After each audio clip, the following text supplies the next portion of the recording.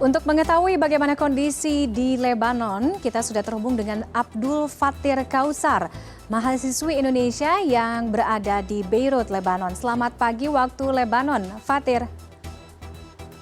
Selamat pagi, selamat siang waktu Indonesia, Mbak Tiffany. Terima kasih Fatir sudah berbagi waktu dengan kami di CNN. Kondisi terkini di Lebanon, khususnya di Beirut tempat Anda berada terkait dengan serangan atau agresi Israel ke Lebanon seperti apa? Baik Mbak Tiffany, terima kasih. Untuk kabar terupdate-nya pagi ini, alhamdulillah kondisi di Beirut terbilang cukup aman dan kondusif ya. Walaupun kemarin memang ada serangan udara dari Israel di wilayah Guberi yang bertempat di kota Beirut, menewaskan setidaknya ada 6 orang yang tewas, kemudian 15 luka-luka pada siang hari kemarin Selasa 24 September. Namun setelah itu hingga saat ini masih belum ada lagi serangan Israel sejauh ini yang diluncurkan ke kota Beirut. Oke, bagaimana dengan pengamanan di kota Beirut sendiri, Fatir? Apakah dengan adanya eskalasi agresi Israel ini sehingga keamanan kian diperketat, khususnya mungkin mobilitas dari masyarakat harus dibatasi, begitu juga mungkin di titik-titik yang merupakan perbatasan dan merupakan pintu transportasi seperti udara, darat dan sebagainya. Apakah ini juga semakin diperketat? Betul, untuk 2 hari ini mulai dan hari ini Rabu, sekolah di Lebanon ini diliburkan, Mbak Tiffany. Jadi selama 2 hari ini sekolah, kemudian tempat-tempat keramaian itu sangat sedikit ya pengunjungnya dan dibatasi oleh pemerintah daerah setempat di Beirut, Lebanon. Begitupun penerbangan dalam 2 hari ini, penerbangan yang keluar dari Beirut ke negara lain ataupun yang menuju ke Beirut itu banyak penerbangan yang dibatalkan, sehingga pengamanan kemudian terus ditingkatkan oleh pemerintah setempat di Lebanon. Selain itu juga masyarakat dihimbau untuk tidak mendekati wilayah-wilayah di mana Hizbullah itu memiliki markas di sana. Oke. Titik-titik yang menjadi markas itu bisa Anda mungkin lebih elaborasi lagi, ada di mana, kemudian jaraknya berapa jauh dari Beirut khususnya? Iya, terutama di daerah selatan, Mbak ya, yang terbilang cukup parah dan cukup mencekam. Maka dari itu selama 3 hari ini, mulai semenjak hari Senin itu, para penduduk yang tinggal di selatan Lebanon yang terdiri dari daerah Nabatia, kemudian Tir, kemudian Saida, itu dihimbau untuk mengungsi ke Beirut. Sehingga pemerintah Lebanon menyiapkan tempat-tempat di Beirut untuk mereka mengungsi dari wilayah selatan yang memang sangat kencang sekali agresi antara Israel dan Lebanon. Okay. Kemudian untuk di daerah lainnya seperti di sebelah timur Lebanon, daerah Beka ya, itu juga termasuk daerah yang harus dihindari oleh masyarakat sipil Lebanon. Kemudian ada juga di daerah Beirut, tepatnya di daerah Dohiyah yang tempat kemarin dilancarkan serangan udara oleh Israel.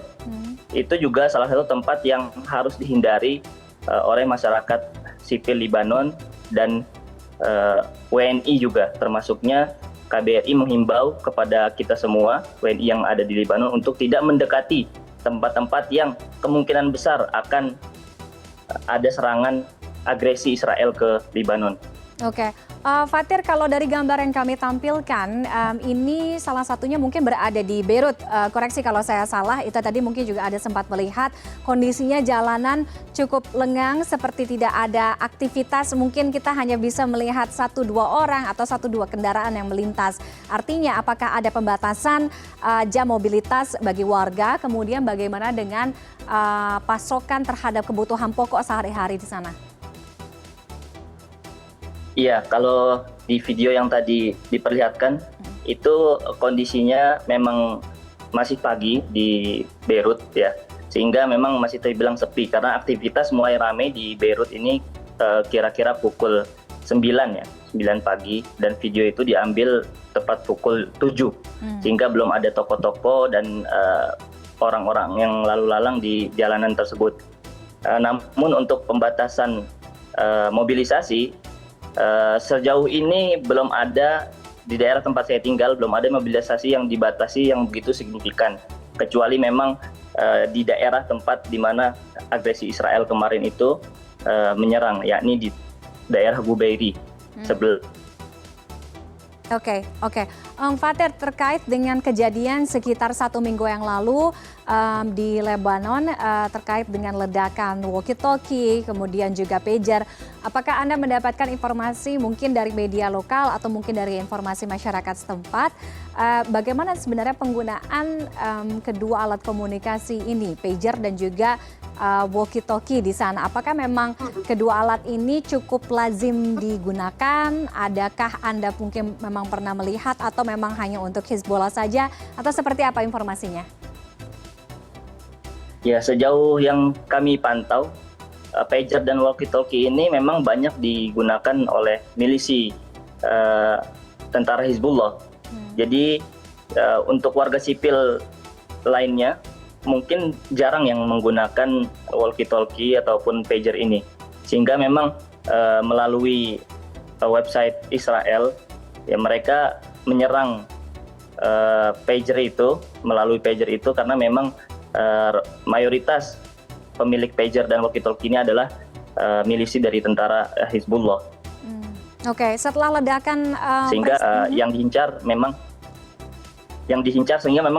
oleh Israel adalah Hizbullah itu sendiri. Baik, apakah setelah peristiwa ledakan pada minggu lalu ini ada semacam razia kah, atau mungkin bagaimana kemudian pandangan dan juga penanganan terhadap kedua alat komunikasi ini di sana?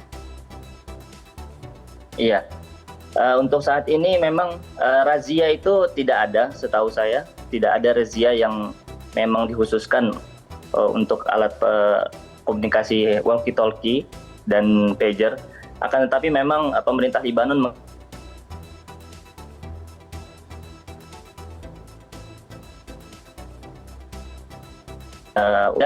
menggunakan atau untuk kalau bisa dibuang saja seperti itu, Mbak. Dan pager yang meledak itu kemarin, saya mendapat info bahwasanya memang pager yang belum lama ini dibeli, kurang lebih sekitar 6 bulan, ya tidak lebih dari 6 bulan pager ini dibeli, sehingga memang sistem yang dihack oleh Israel itu memang pager-pager yang baru dibeli, kurang lebih 6 bulan seperti itu. Oke, baik. Kita harap kondisinya kondusif di sana. Terima kasih sekali lagi Abdul Fatir Kausar sudah berbagi cerita bersama kami di CNN Indonesia Connected. Selamat pagi waktu Beirut. Selamat siang waktu Indonesia. Terima kasih.